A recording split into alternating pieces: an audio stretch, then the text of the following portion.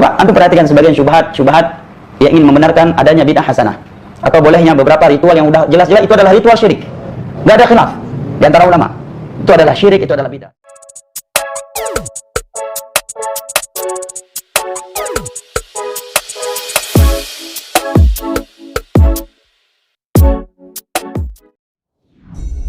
Assalamualaikum warahmatullahi wabarakatuh, sahabat Aswaja.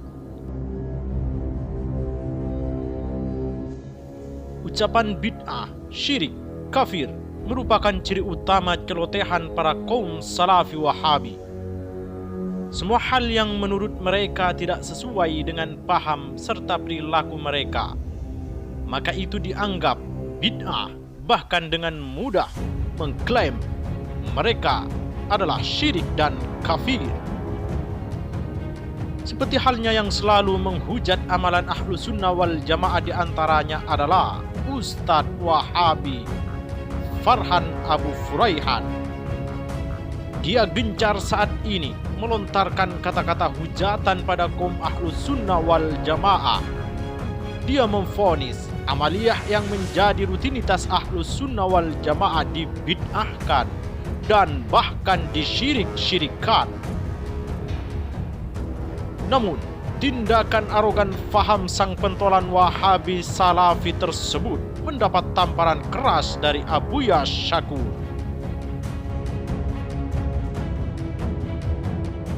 Dalam suatu kesempatan ceramahnya, Abuya Syakur menyampaikan bahwa perdebatan bid'ah, kufur, dolalah, sesat, musyrik ini tidak akan pernah ada kesepakatan. Itu diungkap selalu berujung tidak tuntas. Jelas Buya Syakur dalam sebuah kajian rutin kitab Fathur Rabbani Syekh Abdul Qadir Jailani dan Gelombang Cinta.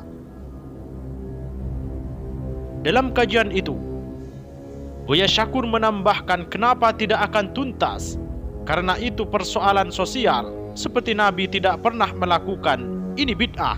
Setiap yang bid'ah itu sesat, setiap yang sesat itu neraka. Sekali lagi, Buya Syakur menegaskan bahwa perdebatan itu kita anggap selesai. Jangan harap perdebatan itu final. Yang perlu digarisbawahi, kata Buya, kita tidak usah menuduh orang lain musyrik, kafir, bid'ah. Karena kenapa? Tanyanya Buya.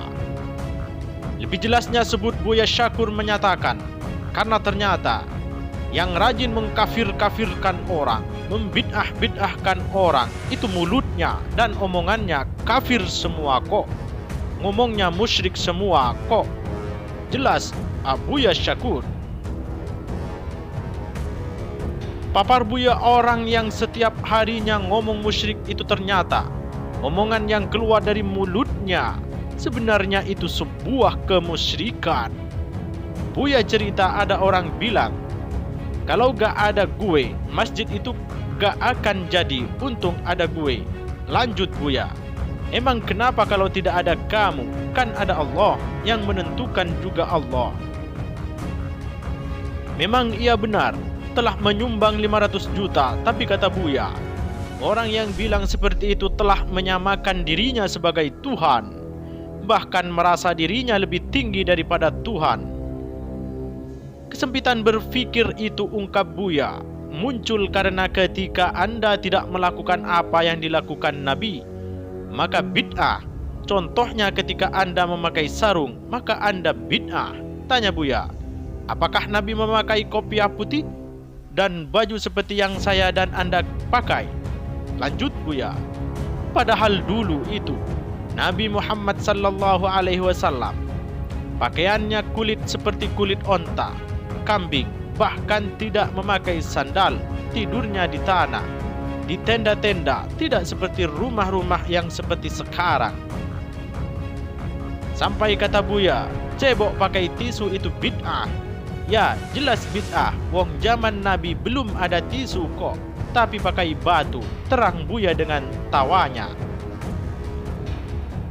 Nah, perdebatan ini tidak akan pernah selesai, tegas Buya Syakur.